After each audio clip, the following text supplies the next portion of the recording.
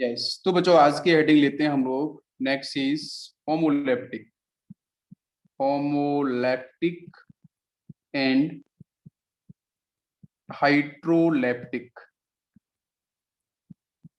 हाइड्रोलैप्टिक complex. Heteroleptic complex. ठीक है बच्चों। यस।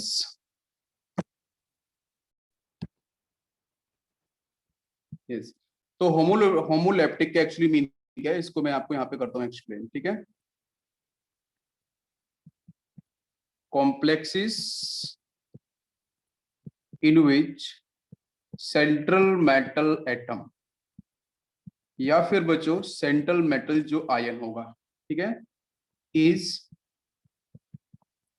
लिंक्ड विद या link to only one type of ligand. Only one type of ligands are called homoleptic complexes. ठीक है। तो homoleptic हम कॉम्प्लेक्स की बात कर रहे हैं, इसकी एग्जांपल से मैटर भी समझेंगे बेटा। तो यहाँ पे है कि complex in which central metal atom or ion is link to only one type of ligand. ठीक है। सेंट्रल मेटल एटम सिर्फ एक टाइप के लिगेंड से अटैच होता है, उसको हम बोलते हैं होमोलैप्टिक। जैसे एग्जांपल समझते हैं। जैसे बच्चों मैंने एग्जांपल दिया है K4FeCN6, ध्यान दो। ठीक है। तो यहाँ पे सेंट्रल मेटल एटम कौन सा है बेटा? आयरन। सेंट्रल मेटल एटम जो है CMA है, वो आपका कौन? CMA का मतलब सेंट्रल मेटल एटम या सेंट्रल मेटल आयन, बिकॉज यहाँ पे ऑक्सीडेशन नंबर इसका निकल के आएगा। ठीक है, निकाला था हम लोगों ने कल भी। तो अच्छा, तो यहाँ पे है कि आपका जो आयरन है, यस +2 आएगा डेफिनेटली। तो यहाँ पे आपका जो आयरन है, उस आयरन के साथ बच्चों आयरन सेंट्रल मेटल एटम है, और सेंट्रल मेटल एटम से लिखा है, यहाँ पे लिखा है only one type of ligand, सिर्फ एक टाइप की लिगेंड, मतलब यहाँ पे साइनाइड अटैच। हम लोगों ने कल पढ़ा था CN। तो जरा यहाँ पे देखते हैं इसका जो स्ट्रक्चर वो किस तरीके से बनेगा। तो यहाँ पे आयरन तो बच्चों +2 में होगा। ठीक है, तो 1 CN, 1 CN-। आप यहाँ पे इस तरीके से देख सकते हो कि बच्चों टोटल जो साइनाइड होंगे वो कितने होंगे? 6 CN। और आपको निकालना है कि यहाँ पे 6 CN ही अटैच क्यों है। तो आप यहाँ पे फॉलो कर सकते हो इसका बच्चों कोऑर्डिनेट, यहाँ पे फॉलो कर सकते हो effective atomic number. Effective atomic number जो रूल्स हम लोगों ने पहले पढ़ा था, इफेक्टिव एटॉमिक नंबर बेटा डिफाइन करता है stability of compound, stability of complex compound. Complex compound है उनकी स्टेबिलिटी को ये डिफाइन करता है। करेक्ट बच्चों। तो यहाँ पे इस तरीके से क्या करेंगे, और ये स्टेबिलिटी कैसे डिफाइन करी जाएगी बच्चों? जो नियरेस्ट नोबल गैस होगी उसकी तरह इलेक्ट्रॉनिक कन्फ्यूजन यहाँ पे डिफाइंड होना चाहिए। ठीक है, नियरेस्ट नोबल गैस उसकी तरह यहाँ पे कंफ्यूजन डिफाइन होना चाहिए। तो क्या समझ में आ रहा है कि बच्चों K4FeCN6 के अंदर मैंने ये देखा कि यहाँ पे जो हमारे साइनाइड हैं, जो हमारे लिगेंड्स हैं, वो बच्चों कितने हैं? 6 लिगेंड है, लेकिन वो लिगेंड आपके एक ही टाइप के हैं। आपको दिख रहा है एक ही टाइप के हैं, तो ये कंपाउंड आपका होगा होमोलैप्टिक। और एग्जांपल देखते हैं। जैसे बच्चों मैंने यहाँ पे बोला CO, now this is NH3, यहाँ पे आपके 6, और आयनोशन के अंदर बेटा आपके क्लोरीन। तो यहाँ भी देख सकते हो सेंट्रल मेटल एटम बच्चों कौन सा है? कोबाल्ट। इस कोबाल्ट के साथ क्या है? 6 आपके अमोनिया अटैच है। तो अमोनिया तो बच्चों एक जैसे ही लिगेंड है, तो ये भी किस कैटेगरी का होगा? ये भी होगा आपका होमोलैप्टिक। किसमें होगा? होमोलैप्टिक कंपाउंड या होमोलैप्टिक कॉम्प्लेक्स आपका यहाँ पे बोला जाएगा। ठीक है, बिकॉज सेंट्रल मेटल एटम जो दिख रहा है CMA दिख रहा है, वो सिर्फ एक ही टाइप की लिगेंड से आपका अटैच। बात समझ में आ गई? करेक्ट। और भी एग्जांपल ले सकते हैं समझने के लिए। जैसे बच्चों मैंने यहाँ पे लिया है निकिल के साथ में लिया है 4 क्लोरीन। तो यहाँ भी आप चेक कर सकते हो कि भाई निकिल जो को ये यहाँ पे बेटा सिर्फ आपको क्या दे रखा है? यहाँ पे दे रखा है कोऑर्डिनेशन स्फीयर। क्या दे रखा है? कोऑर्डिनेशन स्फीयर दे रखा है। और कोऑर्डिनेशन स्फीयर के अंदर बच्चों क्या प्रेजेंट होते हैं? वहां पे आपके सेंट्रल मेटल आयन या एटम प्रेजेंट होगा, या हम सेंट्रल मेटल आयन भी बोल सकते हैं। ठीक है, ये प्रेजेंट होगा। और बच्चों वहां पे लिगेंड प्रेजेंट होते हैं। क्या बच्चों? लिगेंड्स का मतलब बच्चों लिबिस्पेस। लिबिस्पेस का मतलब इलेक्ट्रॉन रिच स्पीसीज होती हैं जिनके पास नॉन प्लस नेगेटिव चार्ज, जो हम लोगों ने कल भी पढ़ा था। तो Cl बच्चों यहाँ पे क्या है? लिगेंड है। निकल क्या है? आपका सेंट्रल मेटल एटम है। बात समझ में आ रही है? तो यहाँ पे एक निकल के साथ 4 क्लोरीन आपकी अटैच है with the help of coordination bond. तो इसको मैं ऐसे रिप्रेजेंट कर सकता हूँ क्या? बिल्कुल, कि भाई ये निकल हो गया, इसके साथ 1 क्लोरीन एंड 2 क्लोरीन एंड यहाँ से आपका 4 क्लोरीन एंड नेक्स्ट इस तरीके से 3 and 4 क्लोरीन। हम इस तरीके से इसको रिप्रेजेंट कर सकते हैं, ठीक है। तो आप देख सकते हो these are the example of homoleptic compound. Next बच्चों हम बात करेंगे हाइड्रोलैप्टिक कंपाउंड के बारे में। तो नेक्स्ट हेडिंग लेते हैं बच्चों, हाइड्रोलैप्टिक कंपाउंड। हाइड्रोलैप्टिक कंपाउंड, तो हाइड्रोलैप्टिक कॉम्प्लेक्स या बच्चों कंपाउंड क्या होते हैं? हाइड्रो का मतलब बच्चों डिफरेंट, कॉमन सी बात है, डिफरेंट, ठीक है। तो डिफरेंट क्या होने चाहिए कि जो सेंट्रल मेटल एटम है, जो सेंट्रल मेटल एटम है या बच्चों जो सेंट्रल मेटल आयन है, ठीक है, डेफिनेटली डी ब्लॉक का होगा। तो इस सेंट्रल मेटल एटम और सेंट्रल मेटल आयन से अगर बच्चों एक से अधिक टाइप के, यहाँ पे मैं लिखता हूं मोर देन वन, यहाँ पे मैं लिख रहा हूं आपको more than one kind, more than one kind of ligands, more than one kinds of ligands are attached with central metal atom या central metal ion, ठीक है बच्चों। तो डेफिनेटली उसको हम क्या बोलेंगे? हाइड्रोलैप्टिक कंपाउंड। मतलब एक से अधिक अगर आपको लिगेंड दिखते हैं सेंट्रल मेटल एटम के साथ, या फिर मैं बोलूं कोऑर्डिनेशन स्फीयर में स्क्वायर ब्रैकेट के अंदर अगर एक से अधिक बच्चों का लिगेंड दिख रहे हैं, तो हम बोल सकते हैं कि वो आपका हाइड्रोलैप्टिक कंपाउंड होगा। जैसे एग्जांपल ले लो फटाफट से, बहुत ही क्रिटिकल कॉन्सेप्ट है, इजी है। जैसे मैंने लिया यहाँ पे NH3 4, now this is Cl2, आप चेक करो 4 अमोनिया है बच्चों, 2 क्लोरीन है, कोऑर्डिनेशन स्फीयर के अंदर है, तो दोनों के दोनों लिगेंड है बच्चों, अटैच किसके साथ? कोबाल्ट के साथ। तो this is example of heteroleptic compound. और भी एग्जांपल ले सकते हैं इसके, जैसे बच्चों मैंने यहाँ पे कोबाल्ट लिया है, यहाँ पे अमोनिया मैंने 4 लिए हैं, वाटर मॉलिक्यूल्स। बहुत से बच्चे सोच रहे होंगे कि ये अमोनिया वाटर मॉलिक्यूल्स अपने मन से ले रहे हैं क्या? सर मैं बेटा अपने मन से नहीं ले रहा हूँ, ये आपका इफेक्टिव एटॉमिक नंबर के बेस पे पूरी की पूरी कहानी है, ठीक है। इफेक्टिव एटॉमिक नंबर के बेस पे पूरी की पूरी कहानी है। इफेक्टिव एटॉमिक नंबर आपको मैं पढ़ाया था पहले, बिल्कुल आपको पता होगा कि यहाँ पे जो नियरेस्ट नोबल गैस होगी, जो नियरेस्ट नोबल गैस होगी उसकी इलेक्ट्रॉनिक कॉन्फ़िगरेशन यहाँ कोबाल्ट का बिल्कुल दिखाई दे रहा होगा। तो डेफिनेटली वी विल कॉल, भाई अमोनिया क्या बेटा? 0 ऑक्सीडेशन नंबर है। वाटर मॉलिक्यूल्स न्यूट्रल है, न्यूट्रल का सबका 0 ऑक्सीडेशन नंबर होता है। ब्रोमीन बच्चों आपका -1 में होगा। यहाँ पे क्या नाइट्रेट दिख रहा है, बात समझ में आ रही है? 2 मोल्स ऑफ NO3 -1। भाई एक नाइट्रेट पे चार्ज कितना होता है बच्चों? माइनस में, तो 2 पे कितना हो जाएगा बेटा? -2 हो जाएगा। तो इधर बच्चों चार्ज कितना होगा? +2 चार्ज होगा। मेरी बात समझ में आ रही है? तो यहाँ पे कॉम्प्लेक्स कैटायन है, ध्यान दो बेटा, यहाँ पे क्या होगा? यहाँ पे अगर हाइड्रोलिसिस कराओगे तो कॉम्प्लेक्स कैटायन मिलेगा और बच्चों सिंपल एनायन मिलेगा। ये जो आपका नाइट्रेट है ये कैसा बच्चों? ये आपका सिंपल एनायन है, ठीक है। तो जब यहाँ पे ऑक्सीडेशन नंबर आपको बेटा, यहाँ पे चार्ज आपको +2 दिख रहा है, तो आप निकाल सकते हो भाई कोबाल्ट का तो X ले लो, अमोनिया कितना हो जाएगा? 4 × 0 0 हो जाएगा। वाटर मॉलिक्यूल्स का कितना हो जाएगा? ये भी 0 हो जाएगा। ब्रोमीन का बच्चों -1 हो जाएगा इक्वल टू 2। -1 को इधर ले जाओ तो आपको 1, हाँ, तो 2 और 1 कितना? 3 हो जाएगा, बिल्कुल सही है। तो बेटा यहाँ पे +3 ऑक्सीडेशन नंबर आपको मिलेगा। और फिर कोबाल्ट +3 का आप निकालना, EN वैल्यू निकालना, तो वो EN वैल्यू बेटा बिल्कुल एक नोबल गैस की तरह आपकी एक्वायर्ड होगी, आप निकाल के देख लेना, ठीक है। तो डेफिनेटली आपका यहाँ पे स्टेबल कंपाउंड होगा।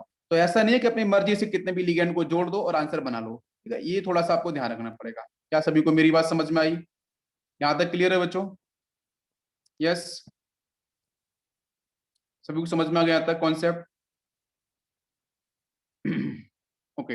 अब बच्चों हम लोग बात करते हैं यहाँ पे, हाँ थोड़ा सा हम लोग बात करते हैं यहाँ पे ऑक्सीडेशन स्टेट के बारे में, ध्यान दो। यस, नेक्स्ट हम लोग हेडिंग लेते हैं यहाँ पे ऑक्सीडेशन स्टेट। ऑक्सीडेशन स्टेट, थोड़ा इसको समझने की कोशिश करते हैं, ठीक है। जैसे बच्चों मैंने फर्स्ट कंपाउंड लिया है निकल के साथ CO4, ठीक है। तो आप बताओ ये जो कंपाउंड है ये आपका इलेक्ट्रोलाइट है कि नॉन इलेक्ट्रोलाइट है? मैं क्वेश्चन पूछ रहा हूँ, ये इलेक्ट्रोलाइट है कि बेटा नॉन इलेक्ट्रोलाइट है? नॉन इलेक्ट्रोलाइट, बिल्कुल सही। क्यों है नॉन इलेक्ट्रोलाइट? क्यों है नॉन इलेक्ट्रोलाइट? बिकॉज अगर इसको आप वाटर मॉलिक्यूल्स में डालोगे बच्चों तो कोई भी आयंस नहीं मिलेगा, ना ही कैटाइंस ना ही एनाइंस। क्यों? क्योंकि बच्चों यहाँ पे, हाँ बिल्कुल, बिकॉज यहाँ पे आप चेक करो तो जो निकल के साथ जो आपका CO ग्रुप है, कार्बोनाइल ग्रुप है, जो लिगेंड है बच्चों वो 4 है, वो स्क्वायर ब्रैकेट के अंदर है। If it is square bracket, अगर स्क्वायर ब्रैकेट के अंदर है तो वो कोऑर्डिनेशन स्फीयर है, आयनेशन पर तो है ही नहीं। जब तक आयनेशन स्फीयर में लिगेंड प्रेजेंट नहीं होंगे, आयंस प्रेजेंट नहीं होंगे, इट में बी कैटाइंस इट में बी एनाइंस, तब तक हम उसे नॉन इलेक्ट्रोलाइट ही बोलेंगे। अगर कोऑर्डिनेशन स्फीयर के स्क्वायर ब्रैकेट के बाहर कुछ प्रेजेंट है, कैटाइंस एनाइंस, इधर कोई मेटल या फिर नॉन मेटल या कोई लिगेंड, तो डेफिनेटली वी विल कॉल कि वहां पे वाटर मॉलिक्यूल डालेंगे तो आयोनाइजेशन होगा, अगर आयोनाइजेशन होगा तो बच्चों वहां बोलेंगे कि वो इलेक्ट्रोलाइट्स होंगे, अदरवाइज ये आपका कैसा है, नॉन इलेक्ट्रोलाइट है। पहली बात ये समझो। सेकंड में आप अगर आपसे पूछूं, मैंने बच्चों बोला है K4FeCN6, तो आपको दिख रहा है ये क्या होगा भाई, वीक इलेक्ट्रोलाइट होते हैं, आपको पता है जितने भी हमारे कॉम्प्लेक्स कंपाउंड होते हैं बच्चों वो कैसे होते हैं, वीक इलेक्ट्रोलाइट होते हैं, राइट। अगर ये वीक इलेक्ट्रोलाइट है तो बच्चों यहाँ पे इक्विलिब्रियम देखने को मिलेगा, तो इक्विलिब्रियम देखने को मिलेगा तो इसका मतलब यहाँ पे मिलेगा 4K+, इसमें ब्रेक होगा एक्वस। और ये बेटा यहाँ पे कैटाइन कैसा है, सिंपल कैटाइन है, this is simple cation. A9 बच्चों कैसा होगा, आप जल्दी से बताओ। यहाँ पे हो जाएगा FeCN6, इस पे होल चार्ज बच्चों, यहाँ टोटल चार्ज कितना होगा +4, यहाँ होल चार्ज कितना होगा -4। क्या मेरी बात समझ में आ रही है। तो कॉम्प्लेक्स एनाइन और सिंपल कैटाइन, बिल्कुल क्लियर। यस। नेक्स्ट बच्चों देखते हैं थर्ड एग्जांपल। मैंने बच्चों लिया है कॉपर के साथ अमोनिया, नाउ इट इज 6, और इधर स्क्वायर ब्रैकेट में लिया है क्रोमियम, और यहाँ लिया है बेटा C2O4, और यहाँ पे थ्राइस। बताओ इसमें से कैटाइन कौन सा, एनाइन कौन सा। अगर यहाँ पे मैं वाटर मॉलिक्यूल डालता हूँ तो वाटर मॉलिक्यूल के डालने से यहाँ पे क्या आंसर बनेगा, क्या आपको रिएक्शन फॉरवर्ड होगी। क्या आप मुझे ये बताओ, ये जो गिब्बन सॉल्ट है ये पूरा का पूरा कॉम्प्लेक्स कंपाउंड बच्चों एक है, ओनली वन कॉम्प्लेक्स कंपाउंड, ठीक है, पहली बात ये समझ लो। अब ये जो कॉम्प्लेक्स कंपाउंड दे रखा है इसमें से अगर मैं वाटर मॉलिक्यूल डालता हूं तो क्या इसका आयोनेशन होगा, अगर आयोनेशन होगा तो बच्चों उसको बोलेंगे हम इलेक्ट्रोलाइट, अदरवाइज इलेक्ट्रोलाइट नहीं होंगे, नॉन इलेक्ट्रोलाइट होंगे। तो बताओ जरा क्या आपको आंसर समझ में आ रहा है, क्या आंसर समझ में आ रहा है। एग्जांपल और लेते हैं, जैसे मैंने यहाँ पे लिया है कोबाल्ट, कॉपर लिया है, कॉपर के साथ बच्चों में लिया है अमोनिया, नाउ इट इज 4, और यहाँ से SO4।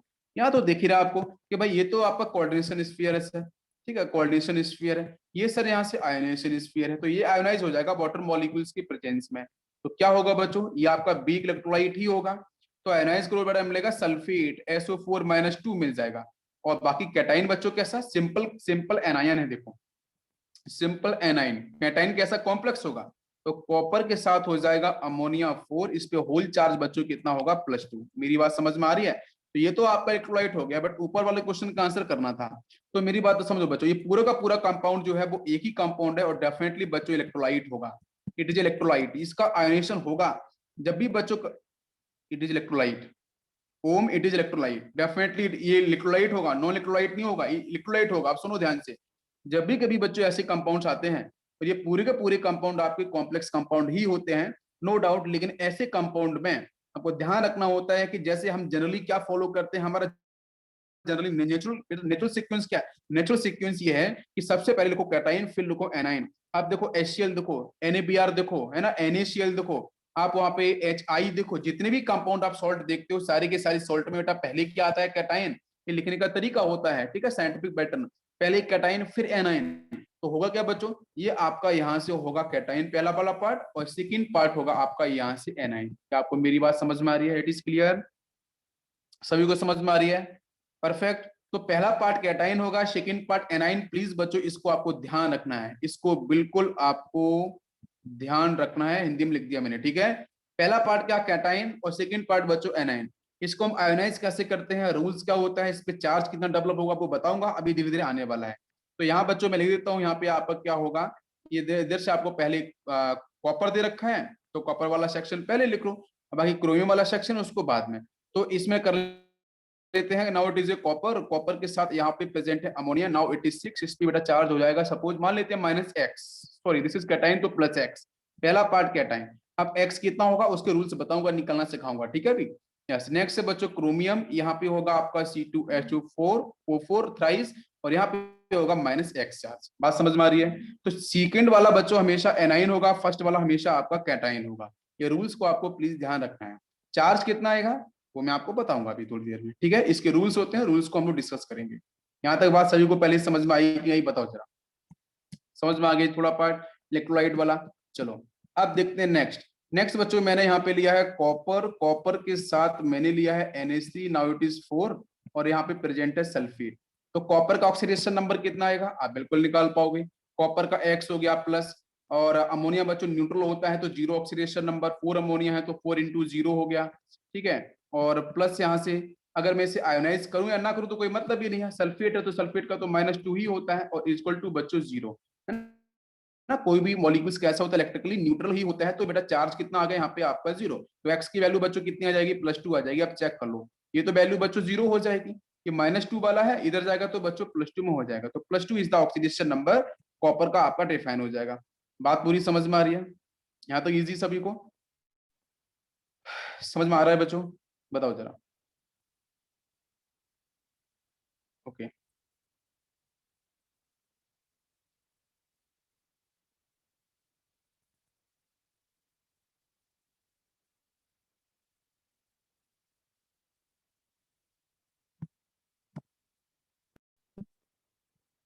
अब देखो बच्चों, इसके बाद हम लोग बच्चों बात करने वाले हैं कि जैसे मान के चलो एग्जांपल हम लोगों को लिया था कि भाई एक कॉम्प्लेक्स कंपाउंड ये है और दूसरा कॉम्प्लेक्स कंपाउंड आपका ये है, और दोनों कॉम्प्लेक्स कंपाउंड बच्चों रिप्रेजेंट किए गए हैं कि पूरा का पूरा जो कॉम्प्लेक्स कंपाउंड है वो आपका वन टाइप का है, ओनली वन टाइप।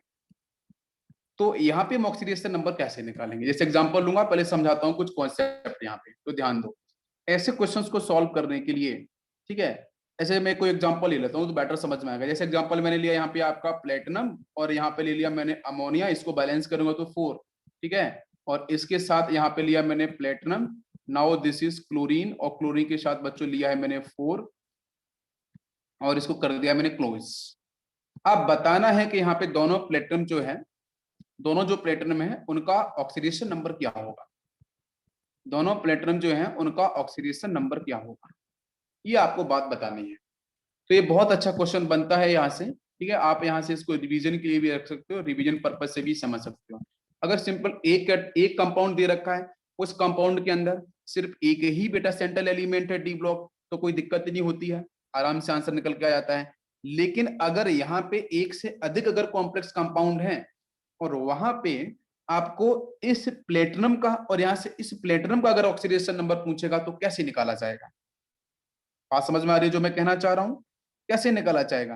तो बच्चों ये कॉम्प्लेक्स कंपाउंड तो बोलेगा क्वेश्चन में कि एक ही कॉम्प्लेक्स कंपाउंड है, ये दो कंपाउंड जो दे रखे हैं वो एक ही कॉम्प्लेक्स कंपाउंड है, और इस कॉम्प्लेक्स कंपाउंड में दोनों प्लेटिनम का इंडिविजुअल ऑक्सीडेशन नंबर क्या होगा? क्या आपको मेरी बात समझ में आ रही है? इजी। अब सुनो, तो ऐसे क्वेश्चन बिल्कुल आप दिमाग लगा सकते हो, आंसर बताओ। तो ऐसे क्वेश्चंस को सॉल्व करने के लिए हमें कुछ बातें पहले बच्चों जरूरी बातें पता होनी चाहिए। वो जरूरी बातें क्या है वो देखते हैं। एक तरफ लिखा है बच्चों मैंने कोऑर्डिनेशन नंबर, ठीक है, और एक तरफ लिखूंगा मैं यहाँ पे आपके आयंस, आयंस लिखूंगा मैं लगभग बेटा यहाँ पे आपकी जो 3D सीरीज है और जो आपकी डी ब्लॉक है, मैं यहाँ पे बेटर लिखूंगा डी ब्लॉक एलिमेंट, ठीक है, यस। यहाँ पे लिखूंगा मैं डी ब्लॉक के हमारे जो एलिमेंट्स हैं उनको एक साथ। तो कुछ आपको यहाँ पे कोऑर्डिनेशन नंबर को ध्यान रखना पड़ेगा और हमारा आंसर इजीली बन जाएगा। अब ध्यान देखना, जैसे बच्चों मैंने यहाँ पे लिखा, ध्यान दो, मैंने सपोज यहाँ पे लिखा है कि भाई प्लेटिनम आपका +4 में है, मैंने बोला यहाँ से पेरिडियम आपका +4 में है, ये कुछ स्टेबल स्टेट है आपकी। मैंने बच्चों बोला है क्रोमियम आपका +6 में है। अगर कुछ ऐसे ऑक्सीडेशन स्टेट में दिख रहा है तो इन सबका बच्चों कोऑर्डिनेशन नंबर कितना होगा? 6 होगा कोऑर्डिनेशन नंबर। ये आपको डायरेक्ट याद रखना है, ये तो ठीक है। इसके बाद सेकंड बताऊं मैं, सेकंड बच्चों जैसे आपका प्लेटिनम आपका कभी +2 में आया, ठीक है, नेक्स्ट आपका पैलेडियम अगर बच्चों +2 में आता है, नेक्स्ट बात करते हैं सिल्वर अगर +2 में आता है। तो इन अगर ये ऑक्सीडेशन स्टेट में कभी डिफाइन किए जा रहे हैं तो आपको ये ध्यान रखना है कि वहां पे उनका जो कोऑर्डिनेशन नंबर होगा वो कितना होगा। तो यहाँ पे इनका जो कोऑर्डिनेशन नंबर होगा, यस बच्चों, देखो मैं फिर से रिपीट करता हूँ, प्लेटिनम +4 में है, पैलेडियम +4 में है, ये ऑक्सीडेशन नंबर है, लेकिन ध्यान क्या रखना है? Coordination number. अगर बच्चों इस प्लेटिनम के आसपास 6 लिगेंड लगे हैं, पैलेडियम के आसपास 6 लिगेंड लगे हैं, क्रोमियम के आसपास 6 लिगेंड लगे हैं, ऐसा कोई कॉम्प्लेक्स कंपाउंड बना है, तो हम बोल सकते हैं कि प्लेटिनम वहां पे यहाँ +4 की स्टेट में होगा, यहाँ +4 की स्टेट में होगा, यहाँ +6 में। इसकी इजी ट्रिक भी बताऊंगा, पहले इस चीज को समझते हैं, ठीक है। सेकंड बच्चों, अगर मैंने यहाँ से बोला है कि भाई आपका जो प्लेटिनम है वो +2 में है, पैलेडियम +2 में है, सिल्वर +2 में, कब होगा? इसके आसपास कितने लिगेंड लगे होने चाहिए? तो क्या आंसर होगा बच्चों? तो इसका आंसर होगा 4 या फिर आपका 6। ये कोऑर्डिनेशन नंबर है। 4 या 6 लिगेंड अगर लगे होंगे तो ही बच्चों यहाँ पे जो आपका ऑक्सीडेशन नंबर है वो प्लेटिनम +2 आपका पैलेडियम और आपका सिल्वर आपका +2 में रिप्रेजेंट किया जाएगा, ठीक है। समझ में आ रहा है यहाँ तक? यहाँ तक क्लियर हो रहा है? ओके। अब नेक्स्ट सुनना, अब ये भी तो है कि यहाँ से सर +4 वाला कौन सा है और 4 वाला कौन सा है, 6 वाला कौन सा है, इसको भी थोड़ा समझाता हूँ। तो मैं यहाँ पे एक लाइन लिख रहा हूँ बच्चों, देखो +2 ions of 3D series. 3D series के जो +2 आयंस वाले हैं ये आपके 4 और 6 दोनों में रिप्रेजेंट किए जाएंगे, लेकिन जो प्लेटिनम +2 है, पैलेडियम +2 है और सिल्वर बच्चों यहाँ से आपका ये +2 है, ये सभी को दिख रहा है, ठीक है। अगर इसके साथ बात करेंगे तो यहाँ पे पहली बात तो सिल्वर +2 में जा सकता है क्या? हाँ बिल्कुल डिफाइन हो सकता है, वो कोई दिक्कत नहीं है, ठीक है। तो यहाँ से आपको जो होगा वो +4, जो +6 ना होके वो सिर्फ +4 में डिफाइन होगा, ये थोड़ा सा चेंज होगा, बिकॉज जो आप अभी मैं कंपाउंड लूंगा तो समझ में आएगा। ये +4 में यहाँ से आपको 4 और 6 दोनों में दिखाई देगा। अगर +2 आयंस के साथ आपकी 3D सीरीज के एलिमेंट होंगे, किसके बच्चों? 3D सीरीज के होंगे तो। अच्छा, इसके बाद दूसरी बात करते हैं। नेक्स्ट आपका है जिंक +2 है, जैसे आपका कैडमियम +2 है, जैसे आपका मरकरी +2 है, ये कुछ इंपॉर्टेंट कैटाइंस है, उन्हीं के साथ बात कर रहा हूँ। तो यहाँ पे मिलेगा आपको +4, और +4 जो है ना वो आपका कोऑर्डिनेशन नंबर है, तो 4 मत लगाओ, प्लस मत लगाओ, 4 रहने दो। तो 4 आपका कोऑर्डिनेशन नंबर। अगर आपका मतलब जिंक कैडमियम मरकरी के आसपास अगर बच्चों 4 लिगेंड अटैच हैं तो उस केस में ऑक्सीडेशन नंबर हम इस तरीके से बोल सकते हैं भाई, चार्ज, ठीक है, +2 +2 एन +2 इस तरीके से। अच्छा, इसके बाद नेक्स्ट अगर बात करते हैं, सिल्वर अगर बच्चों +1 में है, ठीक है, गोल्ड +1 के साथ है, या फिर कॉपर +1 के साथ है, तो इस केस में आपका जो कोऑर्डिनेशन नंबर होगा वो कितना होगा बच्चों? 2 कोऑर्डिनेशन नंबर होगा। तो एक ही जो छोटी सी टेबल है, इस टेबल को आपको थोड़ा सा ध्यान रखना पड़ेगा, अदरवाइज कोई भी आपसे गलती नहीं होगी, ठीक है। चलो देखते हैं, मैं एग्जांपल लेता हूँ, समझता हूँ। जैसे एग्जांपल था बच्चों आपका यहाँ से प्लेटिनम, अच्छे क्वेश्चंस बनते हैं यहाँ से, ठीक है, यहाँ से भी गलती हो सकती है। अमोनिया यहाँ से आपका 4, और सेकंड आपको दे रखा है एनाइन, दे रखा है प्लेटिनम, और यहाँ पे आपका है ये क्लोरीन आपके 4, इस तरीके से। अब नहीं पता मुझे कि भाई, ये तो बस मुझे इतना पता है कि ये कैटायन है पहला वाला, ये सेकंड पार्ट एनायन है। अब बताओ यहाँ से आपका चार्ज कितना होना चाहिए? ऑक्सीडेशन नंबर के बारे में हम बात कर रहे हैं, तो कैसे बच्चों निकाला जाए, बताओ जरा। अभी हम लोगों ने पढ़ा था कि प्लेटिनम के बारे में, जरा याद करो। प्लेटिनम यहाँ पे क्या है बच्चों? देखो, प्लेटिनम के साथ कितने अमोनिया लगे हैं? 4 अमोनिया है। इसका कोऑर्डिनेशन नंबर बच्चों कितना होगा? +4 होगा। आप देख लो जरा ध्यान से, भाई कितना होगा? +4 ही तो होगा ना कोऑर्डिनेशन नंबर, बिल्कुल सही, +4 कोऑर्डिनेशन नंबर है, बिल्कुल समझ में आ रहा है। अगर प्लेटिनम का बेटा, प्लेटिनम के पास +4, ध्यान दो, प्लेटिनम जो है उसका कोऑर्डिनेशन नंबर बच्चों 4 है। अगर प्लेटिनम कोऑर्डिनेशन में 4 है तो मैंने लिखाया था, आप इस टेबल को 4-5 बार देख लोगे, आपको याद हो जाएगी डेफिनेटली, ठीक है। प्लेटिनम +2 इतनी बड़ी बात नहीं है बच्चों, ठीक है, ये पैलेडियम +2 है, और अगर आपको मार्क्स चाहिए तो एक थोड़ा सा काम करना पड़ेगा, ये कुछ मैंने अभी बताए थे। अगर इस तरीके से है तो मैंने बताया था कि बच्चों यहाँ पे आपको जो कोऑर्डिनेशन नंबर है वो 4 रिप्रेजेंट आपका किया जाएगा। तो यहाँ बेटा प्लेटिनम कोऑर्डिनेशन नंबर कितना है? 4 आपको दिख रहा है भाई, कितने अमोनिया है? 4 अमोनिया, 4 कोऑर्डिनेशन नंबर, तो ये आपको ध्यान रखना पड़ेगा। 4 है तो बेटा प्लेटिनम पे चार्ज कितना आ जाएगा? कॉमन सी बात है बच्चों, +2। तो डेफिनेटली यहाँ पे हम +2 लिख सकते हैं, कोई कंफ्यूजन इसमें? बिल्कुल भी कंफ्यूजन नहीं होना चाहिए। सेकंड बच्चों आ जाओ, अभी बात तो समझना पूरी। कैटायन के पास चार्ज +2 हो गया है, अब इधर भी आ जाओ। तो बच्चों ये क्लोरीन है, ध्यान दो, क्लोरीन भी बच्चों लिगेंड होता है। तो भाई यहाँ पे बेटा इस प्लेटिनम का बेटा कितना होगा? जल्दी से बताओ। इसका भी +4 दिख रहा है सर कोऑर्डिनेशन नंबर, तो प्लेटिनम का यहाँ भी +4 दिख रहा है, तो मतलब यहाँ प्लेटिनम +2 में ही होना चाहिए। लेकिन हमारे दिमाग में बच्चों ये बैठा है कि जब भी कोई साइंटिस्ट लिखता है सॉल्ट को तो उसमें कैटाइन पहले, एनाइन बाद में होता है, आयोपेक यही कहता है। तो अगर पहले वाले पे चार्ज आपका +2 होगा तो सेकेंड वाले पे -2 होगा। क्या पूरी बात समझ में आ गई? यहाँ पूरी बात बच्चों क्लियर हो गई है? चार्ज तो निकालने थे, तो चार्ज समझ में आया कि नहीं आया? जल्दी से बताओ मुझे, चार्ज समझ में आ गया? It is clear? यस बच्चों। अब इंडिविजुअल ऑक्सीडेशन नंबर निकाल पाओगे। अब चार्ज आपको पता ही चल गया है तो इंडिविजुअल ऑक्सीडेशन नंबर समझ में आ जाएगा बेटा। तो आप इंडिविजुअल ऑक्सीडेशन नंबर भी निकाल सकते हो, अगर चार्ज पता चलता है तो उसके बेस पे भी सॉल्व कर सकते हो, कोई भी दिक्कत इसमें आपको नहीं होगी। अच्छा, नेक्स्ट क्वेश्चन में लेता हूँ जरा, उसको आप करना सॉल्व। नेक्स्ट क्वेश्चन लिया है बच्चों मैंने यहाँ पे कॉपर, और इसके साथ प्रेजेंट है आपके अमोनिया 4, और यहाँ पे आपका है प्लेटिनम, और ये आपका है क्लोरीन 4। अब जरा बताओ, यहाँ पे कॉपर और प्लेटिनम के पास क्या आपका ऑक्सीडेशन नंबर किस तरीके से डिफाइन होगा? बताओ बच्चों। एक क्वेश्चन ये है, एक क्वेश्चन और लेता हूं मैं। चलो कॉपर ले लिया तो सिल्वर लेते हैं। अभी सिल्वर ले लिया है मैंने, ammonia, now it is twice, और यहाँ है बच्चों सिल्वर, साइनाइड और 6। बताओ इन दोनों कंपाउंड में, ये फर्स्ट कंपाउंड है, ये सेकंड कंपाउंड है, दोनों कंपाउंड फर्स्ट कंपाउंड है कॉपर और प्लेटिनम का। देखो बच्चों, यहाँ पे आपका अमोनिया कितना है? 4, बात समझ में आ रही है? तो कॉपर बच्चों यहाँ पे आपको देखना है कि जब कॉपर का जो कोऑर्डिनेशन नंबर है बच्चों 4, कॉपर कोऑर्डिनेशन नंबर 4 सीरीज को उठाओ और पता चला कि यहाँ पे चार्ज कितना बच्चों डिफाइन होगा, +2। बात समझ में आ रही है? और पहला पार्ट तो बच्चों कैटाइन ही होगा, इट इज क्लियर। अच्छा, दूसरे में क्या होगा? अगर ये +2 होगा तो सेकंड वाला क्या हो जाएगा बच्चों? एनाइन है भाई, कोई भी मॉलिक्यूल इलेक्ट्रिकली न्यूट्रल ही तो होता है। बात समझ में आ रही है? यस। नेक्स्ट में क्या होगा जरा बताओ। यहाँ पे सिल्वर, यहाँ पे आप देखो तो कितने अमोनिया बच्चों? 2। जैसे कोऑर्डिनेशन नंबर कितना हो गया? सिल्वर का कोऑर्डिनेशन नंबर कितना हो गया? 2 हो गया ना। अगर सिल्वर का कोऑर्डिनेशन नंबर 2 है तो वो सीरीज में आ जाओ, 2 कोऑर्डिनेशन नंबर पकड़ो, है ना, और चेक करो सिल्वर। तो सिल्वर के पास बच्चों चार्ज कितना डिफाइन होगा, जल्दी बताओ। यहाँ +1। तो अगर अगर ये कैटाइन है तो ये वाला एनाइन, तो इस पे चार्ज -1। बात समझ में आ रही है? यहां तक बात क्लियर है सभी को?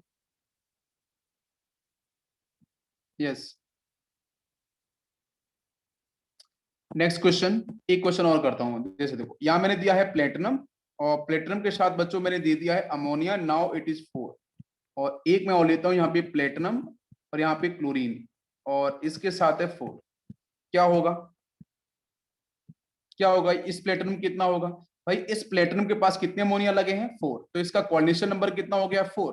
कुछ टेबल के अंदर जाओ, कोऑर्डिनेशन 4 को चेक करो सिर्फ। 4 को चेक करेंगे तो बच्चों यहाँ पे चार्ज कितना आएगा बताओ जरा। यस, ये +2 आ जाएगा, कैटाइन है, और ये आपका -2, ये एनाइन हो जाएगा। बिल्कुल सही, +2 -2। ये सिंपल सा कॉन्सेप्ट है, इसमें ऐसा कुछ डिफिकल्ट ऐसा कुछ नहीं है, ठीक है। यहाँ तक समझ में आ गया सभी को?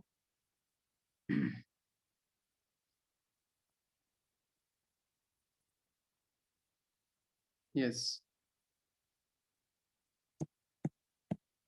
अब बच्चों बात करेंगे, इसके बाद हम लोग नेक्स्ट कॉन्सेप्ट होगा यहाँ पे।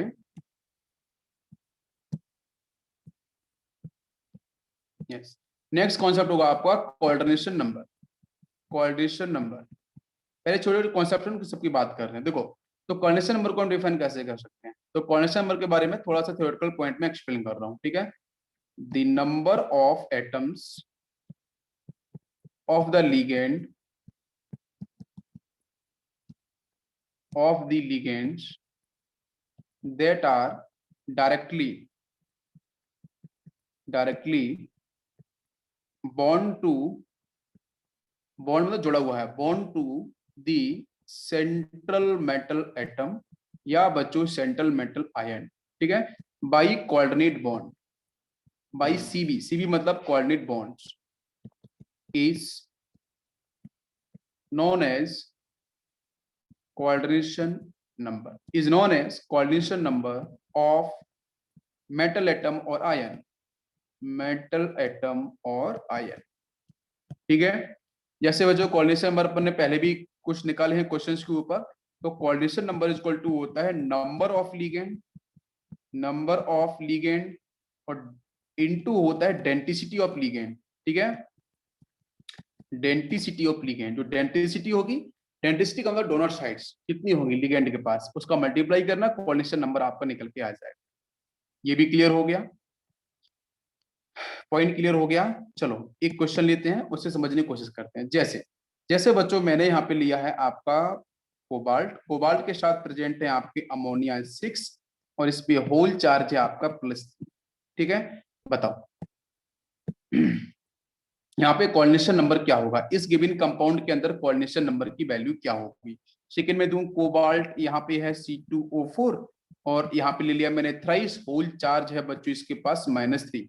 यहाँ पे कोऑर्डिनेशन नंबर की वैल्यू क्या होगी? तो मैंने बताया कोऑर्डिनेशन नंबर इक्वल टू बच्चों क्या है? Number of ligand into density. अरे यही तो करना है, और कुछ करना ही नहीं, ठीक है। तो बताओ जरा फर्स्ट वाले केस में क्या होगा। यस, कितना आंसर आएगा? 6 आएगा, बिल्कुल सही है भाई। कोबाल्ट के आसपास क्या होगा भाई? अब जरा यहाँ पे निकालो आप, अमोनिया तो बच्चों न्यूट्रल है, वो 6 × 0 0 हो जाएगा, इक्वल टू +3 होगा। अगर आप ऑक्सीडेशन नंबर निकालो इसकी, तो x होगा कोबाल्ट का 6 × 0 फॉर द अमोनिया, और इक्वल टू आपका +3। तो भाई x की वैल्यू बच्चों +3, कॉपर का ऑक्सीडेशन नंबर यहाँ पे +3 आ गया, जिसको हम कैसे लिख सकते हैं बच्चों?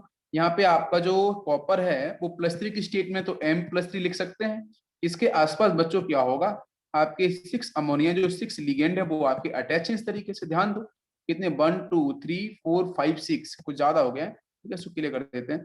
1 2 3 4 5 6 प्रेजेंट होंगे, तो 6 मैंने यहाँ पे क्या करें, अमोनिया को ज्वाइन कर लिया है। ठीक, इस तरीके दिखेगा स्ट्रक्चर।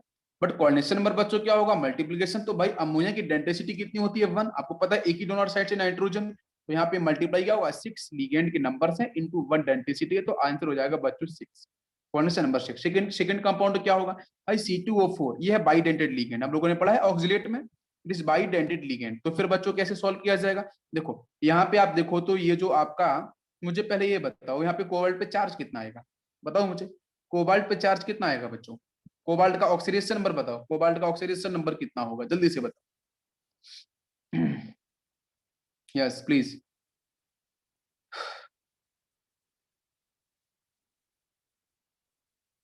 कितना आएगा, +3 आएगा, निकला आप लोगों ने, यस +3 निकल के आएगा। ठीक है, बिल्कुल सही है, बिल्कुल सही, +3 निकल के आएगा। ठीक है, अच्छा अब यहाँ से हम कैसे लिख सकते हैं भाई कि आपका जो कोबाल्ट है वो +3 में है, तो M+3 मैंने लिख लिया। चलो C2O4 ज्वाइन कैसे होगा कि भाई ये लिगेंड है C2O4, ये यहाँ भी डोनेट करेगा, इधर भी डोनेट करेगा, ये लिगेंड इधर इधर डोनेट करेगा, यहाँ डोनेट करेगा, एक लिगेंड मान लो यहाँ पे है, वो इधर डोनेट करेगा। तो लिगेंड बच्चों है क्या, C2O4, ये भी C2O4, ये भी C2O4। दिमाग में समझो, इस तरीके से अरेंजमेंट होगा, वो दे रहा होगा लिगेंड, आपके क्या कर रहा है, सेंट्रल मेटल एटम की तरफ इलेक्ट्रॉन्स को शेयर कर रहा होगा। तो डेंसिटी कितनी है, डेंसिटी बताने की कोशिश कर रहा हूँ, तो डेंसिटी बच्चों कितनी है इसकी 2, तो आंसर हो जाएगा 3 इंटू 3 आपके लिगेंड से 2 डेंसिटी, तो आंसर विल बी 6। सभी को समझ में आ गया, क्वेश्चन आसान था। यस, सभी क्लियर हो गया। अच्छा मैं यहाँ से, चलो कोऑर्डिनेशन नंबर सभी को समझ में आ गया, परफेक्ट। अब इसके बाद थोड़ा, यस एक सेकंड, यस तो हम लोगों ने अभी डिस्कस पहले भी किया था कि लिगेंड और उनकी नेम और उनकी डेंसिटी, जरा उस पर बात करते हैं। मैंने बच्चों लिया है अमोनिया, ठीक है, अमोनिया मैंने लेके रखा है, तो अमोनिया का जो नेम है वो कैसे लिखा जाएगा, तो अमोनिया का बच्चों नेम रहता है AMMINE, ठीक है, एमाइन इसको बोलेंगे।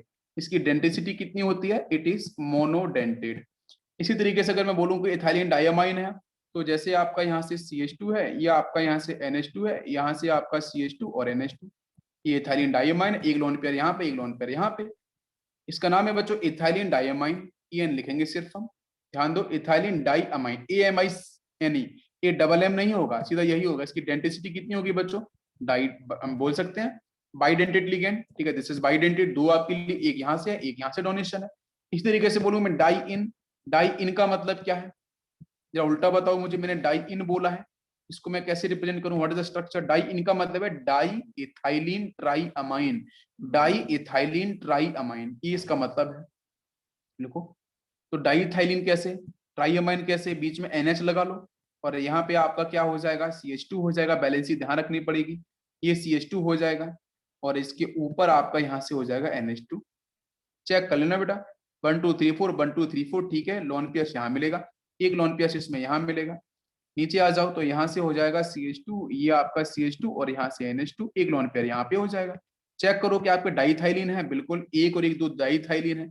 अमाइंस बच्चों कितने हैं, एक, एक दो और एक आपका 3, बिल्कुल सही, इट इज ट्राइडेंटेड, इट इज ट्राइडेंटेड। समझ में आ रहा है, डेंटिसिटी को थोड़ा सा बताने की कोशिश कर रहा हूँ मैं, इसलिए आपको ये बात समझ में आनी चाहिए। पूरी बात क्लियर है, यस ओके। नेक्स्ट लेते हैं कुछ और एग्जांपल समझने के लिए कोऑर्डिनेशन नंबर पे। जैसे लिया मैंने कॉपर, कॉपर के साथ ले लिया है मैंने अमोनिया, नाउ इट इज 4, और इसके साथ बच्चों प्रेजेंट है सल्फेट, बताओ कोऑर्डिनेशन नंबर। सेकंड क्वेश्चन देता हूं मैं, कॉपर यहाँ पे प्रेजेंट है ammonia, now it is 4, whole charges +2, solve करो। नेक्स्ट बच्चों है कोबाल्ट, यहाँ पे है इथाइलिन डायमाइन एंड आपका H2O वाटर मॉलिक्यूल्स ट्वाइस, और Cl3 प्रेजेंट है बाहर आयोनेशन स्फीयर में। नेक्स्ट में दूं तो आपका यहाँ से कोबाल्ट है, यहाँ से बच्चों प्रेजेंट है ammonia, now this is thrice, chlorine, bromine and iodine. बताओ फर्स्ट कंपाउंड कोऑर्डिनेशन नंबर क्या होगा, जल्दी से, first, second, third and fourth. First का आंसर आ गया होगा बच्चों, कोऑर्डिनेशन नंबर कैसे निकालते हैं, लिगेंड इनटू, भाई लिगेंड्स जो है उनके नंबर्स इनटू हम डेंसिटी करते हैं फॉलो, यही है हमारा फॉर्मूला। तो भाई बताओ जरा यहाँ पे आपका डेंसिटी बेटा कितनी होगी, भाई लिगेंड, लिगेंड बेटा देखो सल्फेट काउंट नहीं किया जाएगा, मेरी बात समझो, सल्फेट काउंट नहीं किया जाएगा बच्चों, ये आयोनेशन स्फीयर में आयोनाइज हो जाएगा, जो अंदर प्रेजेंट है वही काउंट किए जाएंगे। तो लिगेंड कितने अटैच है, 4, अमोनिया की डेंसिटी कितनी 1, तो आंसर कितना हो गया है 4, बिल्कुल सल्फेट नहीं लेना है। नेक्स्ट में क्या होगा, अमोनिया 4 दे रखा है, तो सीधा निकाल सकते हैं बच्चों कितना 4 इंटू 1, तो आंसर हो गया सीधा क्वेश्चन नंबर की वैल्यू आपकी 4। क्लियर हो गया। नेक्स्ट बच्चों बात करते हैं जरा इसका निकालो, इस क्वेश्चन का निकालो कितना आंसर आएगा जल्दी से प्लीज। तो 6 आंसर आया है, बिल्कुल उन्होंने सही किया। देखो प्लीज बच्चों ध्यान दो, देखो इथाइलियन डायमंड अभी आप लोगों ने पढ़ रखा था, याद करो डेंसिटी बच्चों 2 थी, लिगेंड कितनी है 2, तो 2 इंटू 2 फॉर EN हो गया, प्लस करेंगे वाटर मॉलिक्यूल बच्चों 2 लिगेंड है, तो 2 इंटू डेंसिटी कितनी होती है इसकी 1, तो 2 इंटू 1 कर लो, ऐड करो 2 into 2 4, 4 into 4 plus 2 6, 6 is the answer. समझ में आ गया, coordination number will be 6। Next question का बताओ जरा आंसर क्या होगा। हाँ ये तो इजी है बिल्कुल, अमोनिया 3 दे रखे हैं, तो बच्चों क्या होगा यहाँ पे 3 इंटू 1 फॉर अमोनिया, ठीक है, प्लस क्लोरीन कितना है 1, ब्रोमीन कितना है 1, आयोडीन कितना है 1, सब कुछ लगा दो, 3 प्लस 1 4, 4 5 6, तो कितना आंसर 6 इज द आंसर। क्या सभी को समझ में आया, कोऑर्डिनेशन नंबर क्लियर हो गए सभी को। ओके नेक्स्ट क्वेश्चन और मैं देता हूं जरा प्रैक्टिस के लिए, बताओ निकल के साथ मैंने बच्चों दिया है CO4, ध्यान दो है ना। नेक्स्ट मैंने दिया है यहाँ से K4FeCN6, ठीक है, आपको लग भी रहा है कम कोऑर्डिनेशन कंपाउंड पढ़ रहे हैं, ठीक है, थ्योरी सारी आएंगी धीरे धीरे, पूरी एक्सप्लेन करूंगा मैं। K2HgI4, K2HgI4 हम लोगों ने पहले भी पढ़ा था, याद करो ये कंपाउंड इंपॉर्टेंट कंपाउंड है K2HgI4। नेक्स्ट बच्चों हम बात करेंगे यहाँ पे, जैसे मैंने दे रखा है K2, आयरन के साथ मैंने दिया है EDTA, चलो इसका निकालो जरा कोऑर्डिनेशन नंबर। कोऑर्डिनेशन नंबर सभी के निकालने हैं। फर्स्ट का कोऑर्डिनेशन नंबर क्या आएगा निकल के साथ, देखो जरा ध्यान से, तो 4 आपके लिगेंड है कोबाल्ट, ठीक है, डेंसिटी की बात करो तो कितना है, sorry cobalt it is carbonyl, 4 carbon monoxide है, कार्बोनाइल इसको बोल सकते हैं, 4 इंटू 1, तो आंसर बच्चों कितना हो जाएगा 4, 4 कोऑर्डिनेशन नंबर। इसमें बताओ जरा, तो बेटा पोटेशियम काउंट नहीं किया जाएगा, आयरन के साथ क्या है आपके 6 लिगेंड दिख रहे हैं, तो बेटा 6 CN की डेंसिटी कितनी 1, तो 6 इंटू 1, तो आंसर कितना हो गया है 6, 6 नंबर है 1 आपकी डेंसिटी है, ठीक है, यस। नेक्स्ट बच्चों हम मरकरी के साथ बात कर रहे हैं, तो यहाँ पे कितना होगा, तो ये पोटेशियम काउंट नहीं किया जाएगा, क्रॉस कर दो। आयोडीन लिगेंड होता है, डेंसिटी बच्चों 1, तो 4 इंटू 1, तो आंसर विल बी 4। नीचे वाले का आंसर बताओ, यस यहाँ पे बताओ बेटा पोटेशियम काउंट नहीं किया जाएगा, बाहर है आयोनाइजेशन स्फीयर में है, अंदर कौन है आयरन के साथ EDTA मैंने पढ़ाया था 6 बच्चों, इसकी डेंसिटी 6 होती है, यहाँ पे है कितना ओनली 1 EDTA, नंबर तो 1 है बट 6 इसकी डेंसिटी होती है, तो आंसर बच्चों कितना होगा 6। क्या सभी को समझ में आया हो जाएगा, तो यहाँ पे ये पॉइंट होता है फिनिश। कॉर्नर नंबर के क्वेश्चंस आप ये हो सकते हैं। अब बच्चों बात करेंगे इफेक्टिव एटॉमिक नंबर के ऊपर। तो क्वेश्चन है कि इफेक्टिव एटॉमिक नंबर जो है इसको बेटा हम लोग, इस रूल को हम लोग बोलते हैं सैडविक रूल, ठीक है, SIDWICK, ठीक है, सैडविक थ्योरी भी बोलते हैं इसको, ठीक है, साइंटिस्ट हैं, इन साइंटिस्ट के नाम की बात कर रहे हैं। तो सैडविक थ्योरी क्या कहती है या फिर EN रूल्स क्या कहता है, ये बच्चों सबसे पहली बात बताता है कि स्टेबिलिटी ऑफ कोऑर्डिनेशन कंपाउंड के बारे में, किसके बारे में, ये रूल या सैडविक रूल बच्चों बताता है स्टेबिलिटी ऑफ कोऑर्डिनेशन कंपाउंड या कॉम्प्लेक्स कंपाउंड, उनकी स्टेबिलिटी के बारे में करता है एक्सप्लेन, पहला पॉइंट। दूसरा बच्चों पॉइंट कि जो EN रूल है, वो सैडविक रूल है, उसका एक्चुअली मीन क्या है। तो सैडविक बेटा एक साइंटिस्ट है, उन्होंने क्या डिफाइन किया था मेरा बताना चाहता हूँ, उन्होंने बेटा बोला था, ध्यान दो, he was suggested that a metal atom or ion, metal atom or ion will continue accepting electron pairs, ठीक है, till, कब तक करेंगे बेटा, till the total number of electrons in metal atom or ion becomes equal to the atomic number of noble gas, ठीक है, noble gas found in the, हम बोल सकते हैं noble एलिमेंट या noble gas एलिमेंट, ठीक है, found in the same sequence, ठीक है, इस तरीके से हम बोल सकते हैं। तो सैडविक ने बच्चों ये बोला है कि कोई भी, ध्यान से सुन लो इसे, ध्यान से पढ़ लो, he was suggested that a metal atom or ion will continue accepting electron pairs, कब तक, till the total number of electrons in the metal atom or ion becomes equal to the atomic number of noble gas बात समझ में आ रही है? तो nearest noble gas की तरह से कन्फिग्रेशन हो जाएगा, या सेम पीरियड बोल सकते हैं, प्रेजेंट इन सेम पीरियड, इस तरीके से हम रिप्रेजेंट कर सकते हैं। हमारी बात समझ में आ रही है? यही बच्चों है सेडविक रूल, जिसका हम लोगों ने फॉर्मूला भी पहले पढ़ा था, एक बार देख लेते हैं। EAN इक्वल टू है Z minus x plus coordination number into बच्चों 2।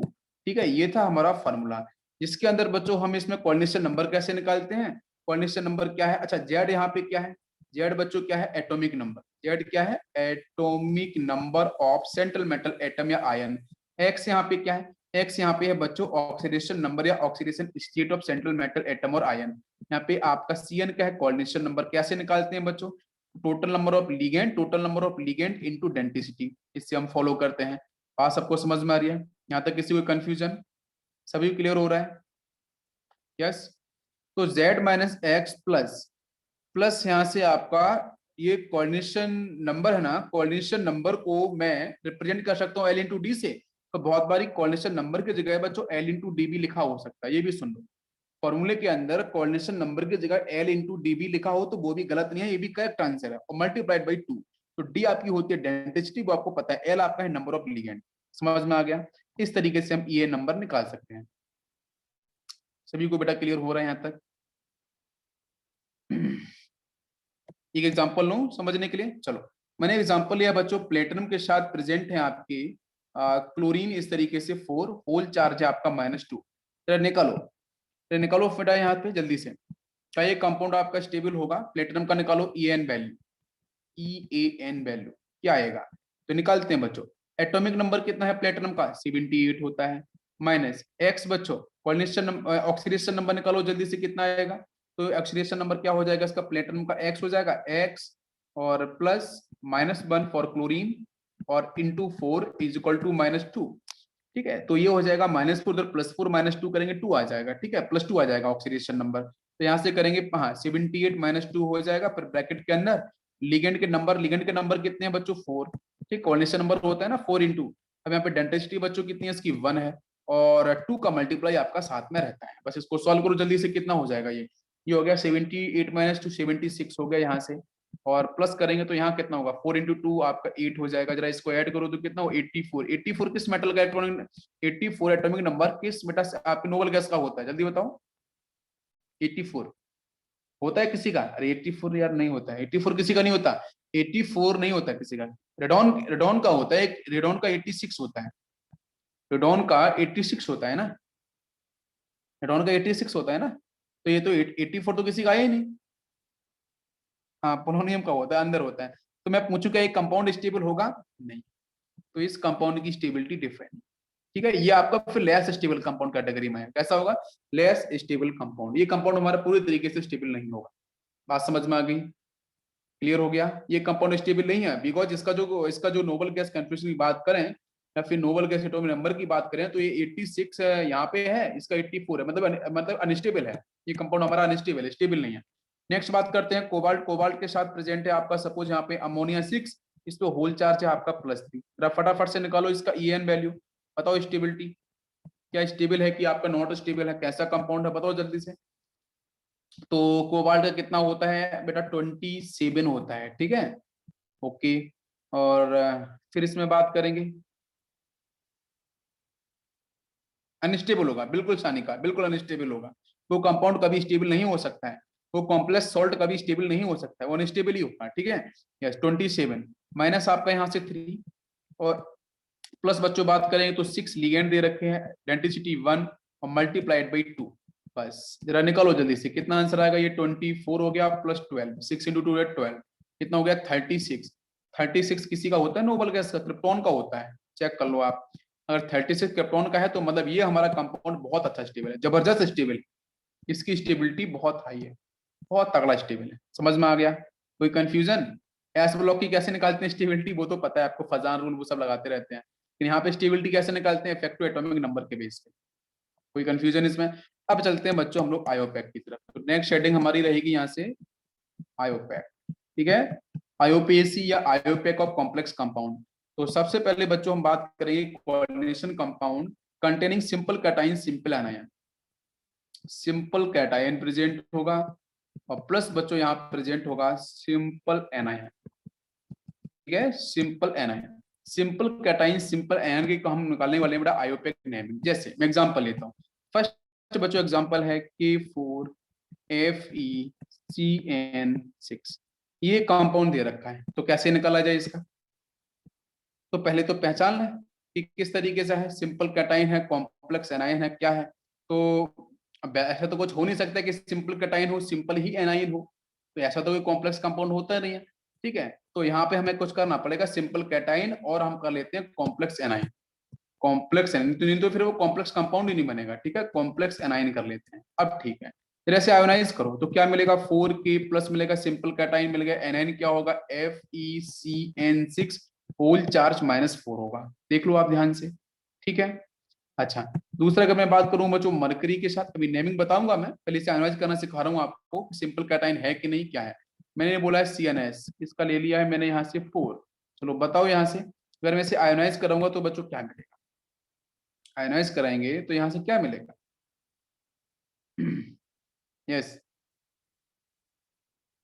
मरकरी यहाँ पे +1 है कि +2 में है, तो वो तो आपको डिफाइन करनी पड़ेगी स्टेबिलिटी को लेके, है ना, EN वैल्यू आपको निकालनी पड़ेगी, उसके बेस पे डिफाइन करेंगे।